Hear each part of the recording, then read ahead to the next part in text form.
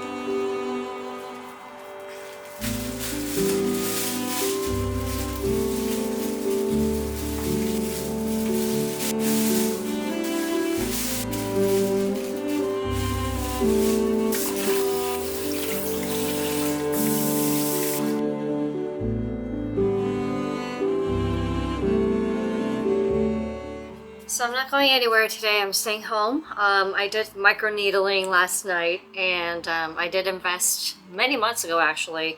And this is like the first time I've actually tried it after watching some YouTube tutorials on how to do microneedling at home. I got the numbing cream and stuff like that. I have bills going out in the next few days, so I'm just gonna sit still at home, not go out, don't spend money. I realize that, I'm so lucky that I have a lot of stuff in my pantry that I can whip up something. I was having cravings for pizza last night, but I was like, don't do it. I just drank a little bit of protein shake and then I went to bed. Anyways, got vegetarian chili being made in a slow cooker. I'm thinking maybe I'll bake bread today rather than going out and spending like $6 to $8 on a loaf of bread.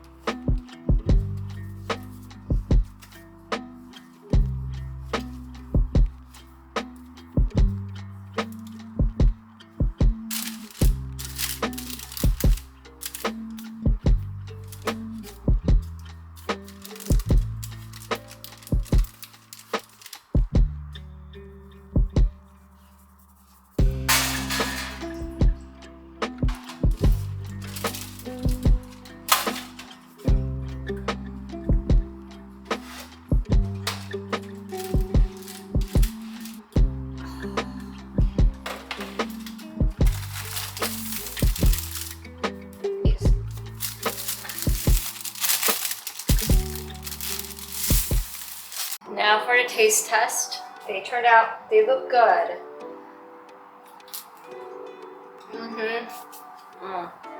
I'll try it with some butter. Okay, so I melted some Irish butter. Oh, that's good. I have some brie left over. Some cheese and butter.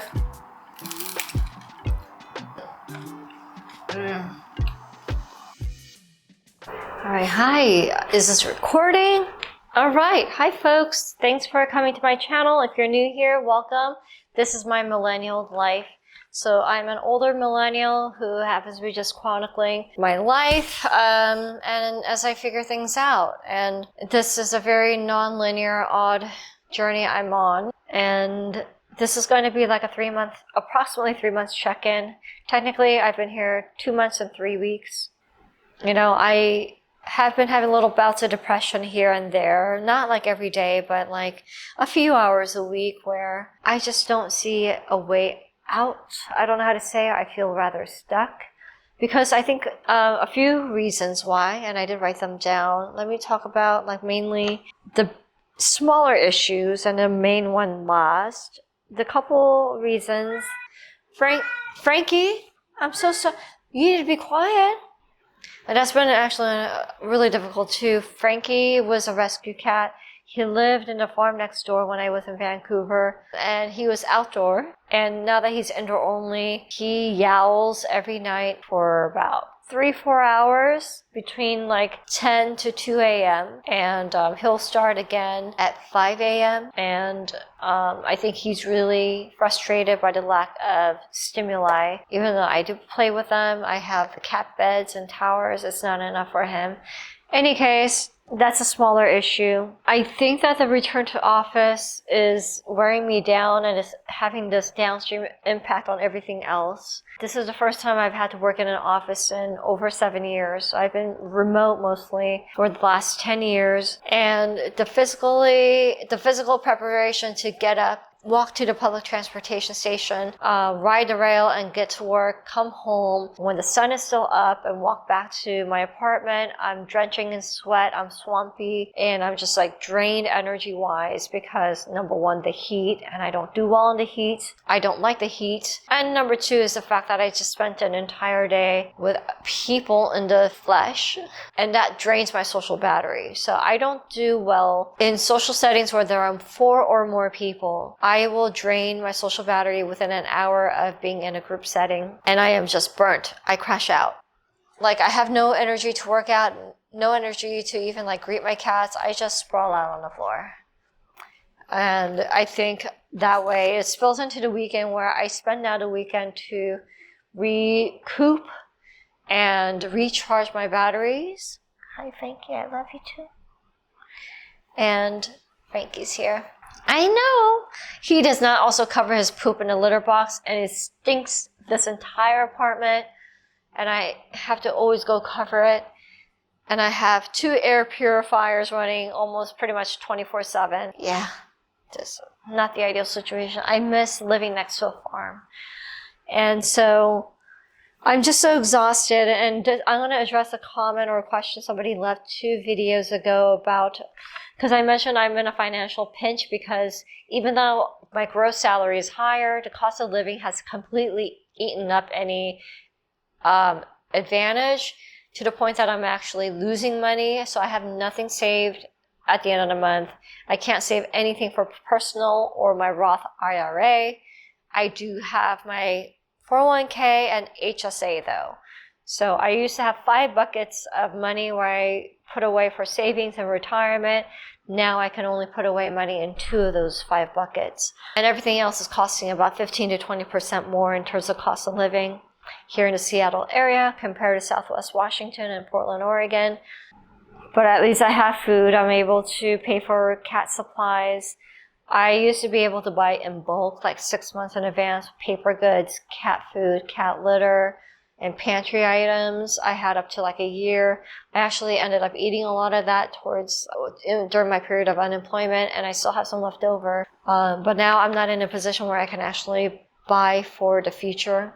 I'm just literally living, I think, month to month.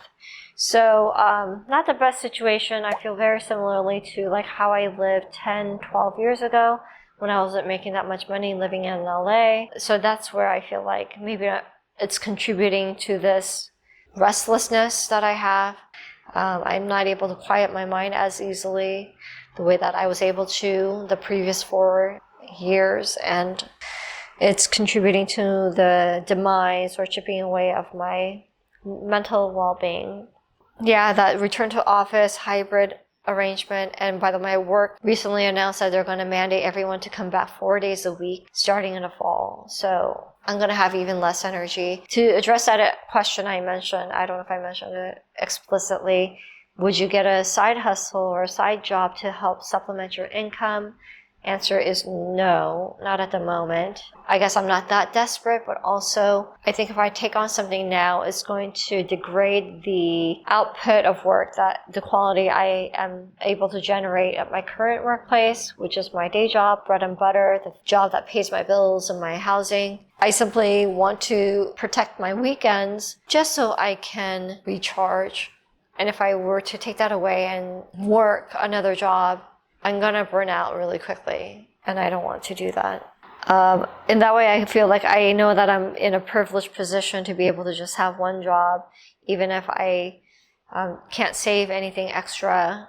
I have my bare necessities taken care of.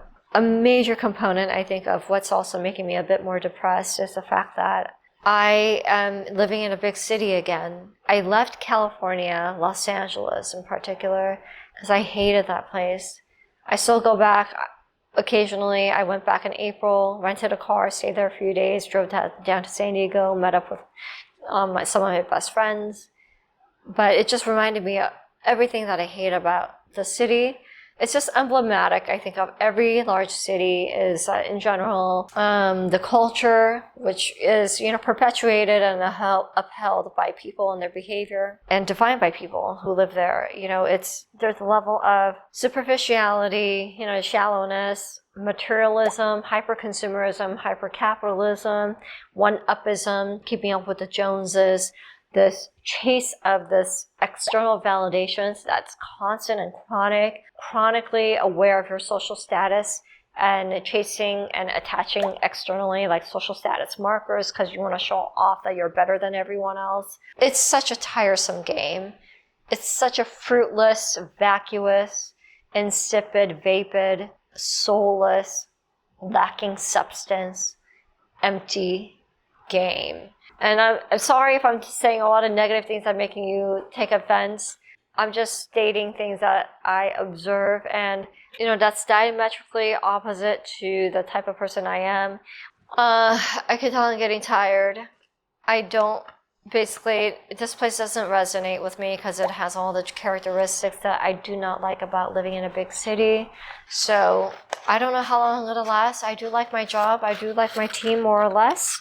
They're very nice, and I am trying my best to make a case to get a promotion and a raise because my boss did say I'm doing exceptionally well in my role right now, and I'm knocking it out of the ballpark.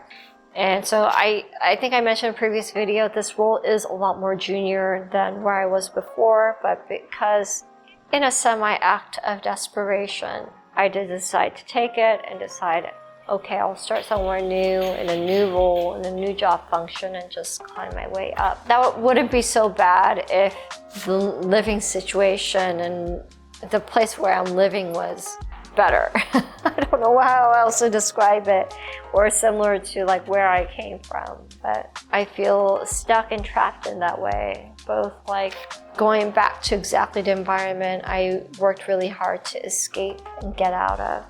I fell right back into it.